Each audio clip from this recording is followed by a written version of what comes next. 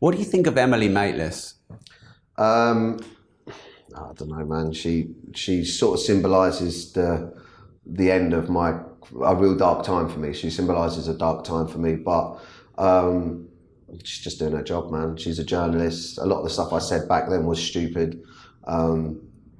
She does the same thing I do. When there's a bandwagon to create content around, I'll jump on it, and I was that bandwagon at the time. So yeah, I don't know. I mean, I wish I'd done it differently. Do you know what I mean? I wish I'd gone on as another character. I wish I'd gone on Newsnight as an Oxford-educated comedian and shocked them all and said, really played up that Dapper Laughs, really pushed the fact Dapper Laughs was a character, even more so by being, hello, yes, no, yes. I can't believe it was just a social experiment and you've all fallen for it. I really wish I'd done that, but I don't think they would have aired it if I'd done that. They wanted that apology. So yeah, no bad thoughts towards her. She's just doing her job. Yeah. What's your biggest regret? Newsnight. But I didn't mean to time it like that. It was. Yeah. I wish I was strong enough not to have apologised that much. Do you know what I mean? I wish mentally I was strong enough back then to have gone, look, I said some stuff that was out of line, but there's no malice in it. Yeah.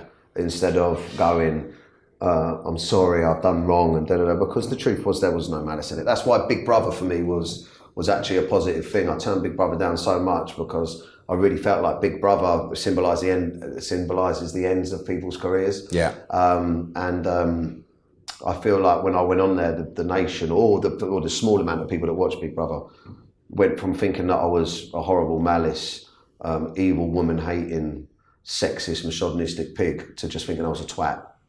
Which is a step up. Yeah, definitely. Yeah. A twat that says stupid stuff. Right. Do you know what I mean? Like your brother or your whatever when they're with their mates, which I'm happy with. I'm happy with being a twat.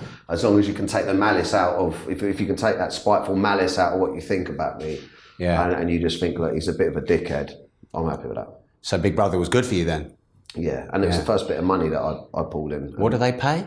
They give me 80 grand for that. Yeah. Which at the time, I mean, it's a lot of money at any time, but I mean, at the time it was. Yeah. They're not paying now, I don't think, are they? I'm not sure, but I turned down, I think 30, but my dad had just died. And then the next time it was a bit more 40, 50, I said no. And then it was a year in a woman.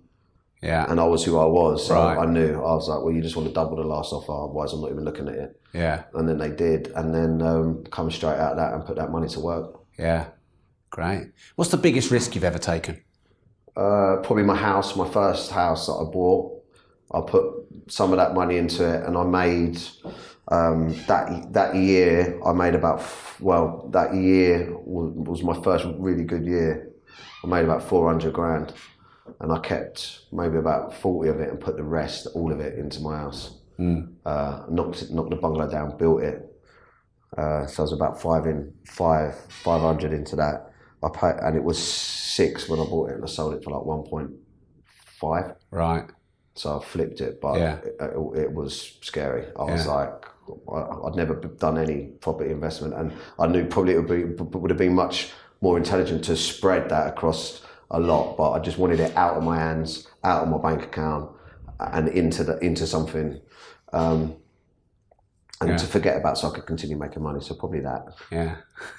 What's the craziest thing that's ever happened to you? Fuck, man. Should we do another podcast just on that? Craziest thing? I don't know, man. I don't know. That's a whole new podcast because I've been involved in some fucking mental shit. Should we save that for a future part definitely. 2 then? Yeah, because I'd have to sit here and really think. Yeah. All right, we'll save that one.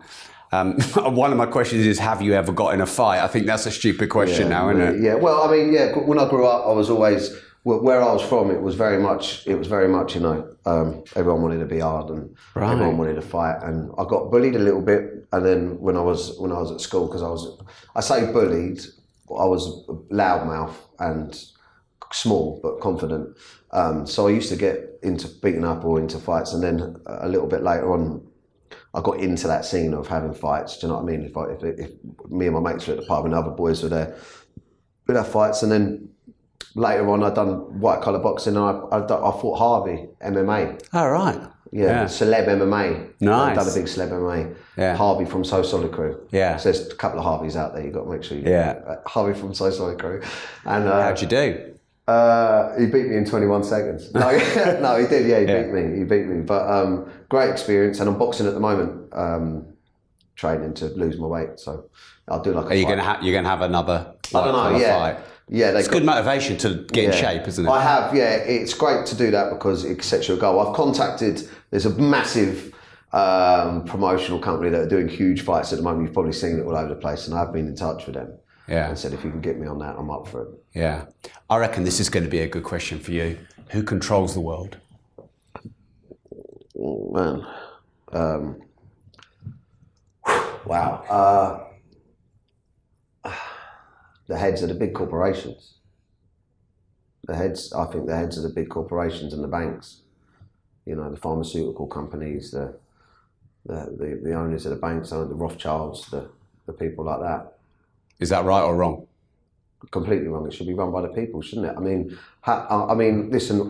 Personally, myself, I don't know how there has not been severe civil unrest. I mean, have a look at those massive riots they had in Clapham and all through the like a few years back, or 5 or 10 years back, whatever it was. I couldn't believe that was happening in front of me. Do you know what I mean? Shots and everything destroyed, and that was nowhere near as bad as what's going on now. If you have a look at this energy crisis. You know, while the energy companies are making record profits, you know, we can't afford our bills. And how is that right? How are people, well, people aren't standing for it, but how is that right? I mean, I got quoted up to £15,000 to eat my house for a fucking year. Do you know what I mean? How is that right? While they make money. So, no, I think the whole government structure is fucked, really. Do you know what I mean?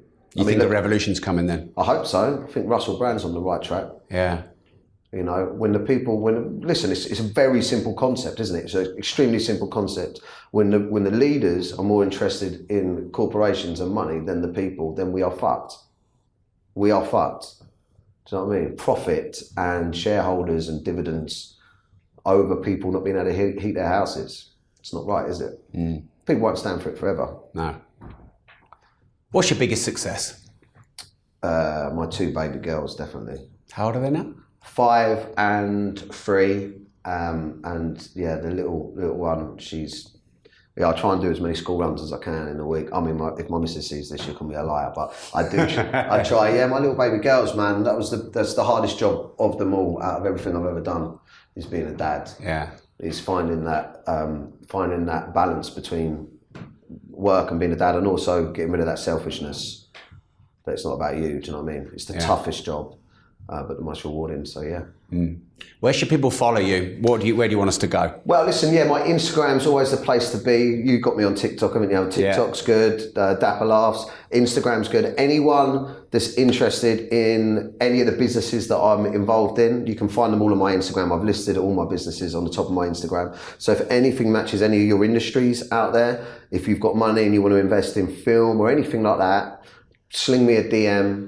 If there's any synergy with anything I'm doing, I'm always up for talking business. And if you just want to come for comedy, at Dapper's Instagram. It's been a pleasure. That was great. I really enjoyed that, man. Thank you. Hey, quick, before you go, if you want to watch the full, raw, uncut version of this episode in detail, no holds barred, you can watch it here.